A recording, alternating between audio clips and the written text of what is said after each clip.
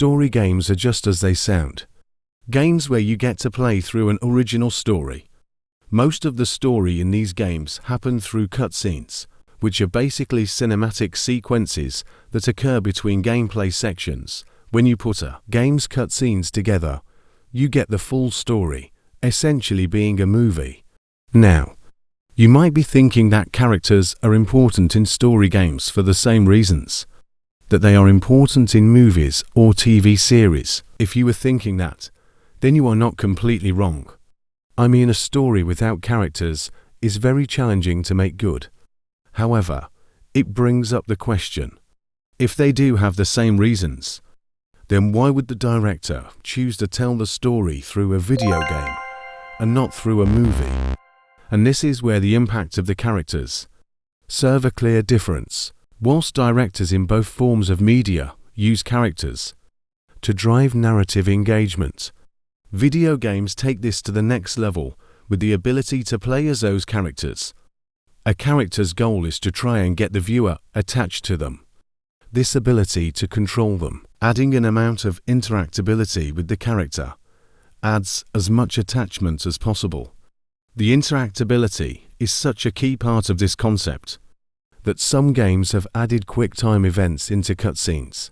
QTEs are button prompts that appear in certain situations in cutscenes that challenge the player to take control of an event in the storyline. You have a short amount of time to complete this. If you don't, it most commonly results in you having to restart the cutscene.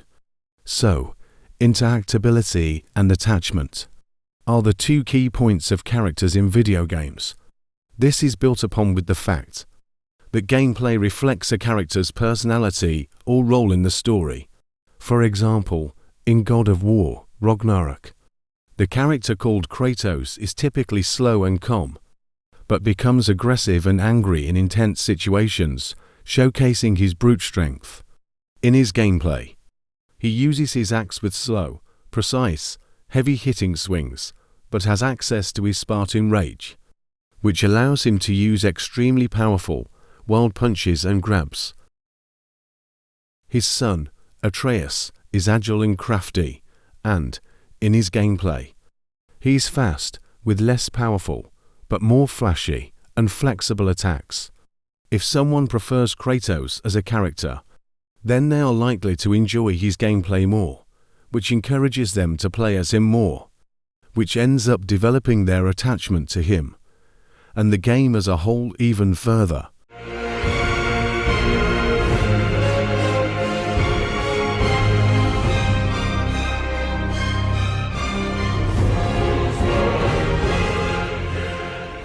Online games or multiplayer games are also just what they sound like they are.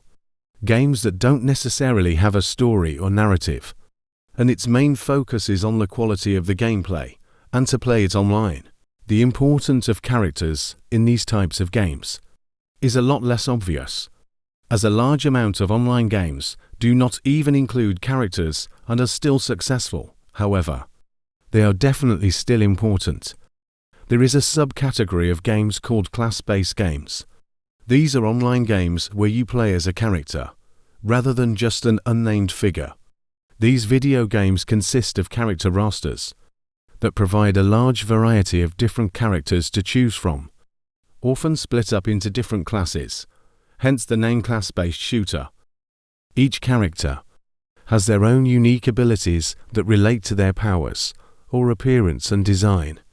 This allows the player to find a character which they like, through their gameplay, design, or both, bringing back up the concept of attachment, as the player will be more attached to a character if they actually like their design as well as their gameplay, wanting to play the video game for longer because they are more invested into it.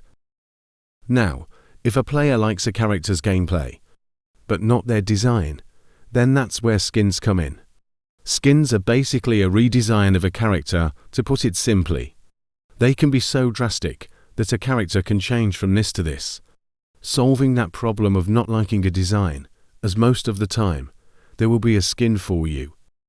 Some skins involve collaborations with other brands, and sometimes Games have events related to a specific category, where skins will be released, relating to that event.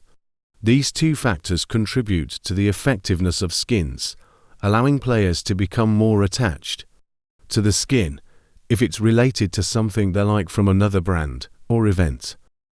With this level of customization, paired with the amount of characters available, players will have no problem finding someone to be attached to, ticking off one key point.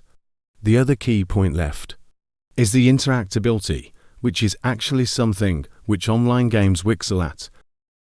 Since online games focus on their gameplay, the interactability is maximized. The player has full access to their chosen character's abilities and playstyle, really having no limits to how much control they have. So, both key points are present in online games, showing how important characters are, even inside video games where they are not necessary. So, in summary, characters allow players to become attached to and interact with a certain aspect of the game, which will result in them playing it more. They will develop a deeper affection for the experience and just have a better time playing the game as a whole. This positive reception will end up increasing sales and become more popular, being a better game.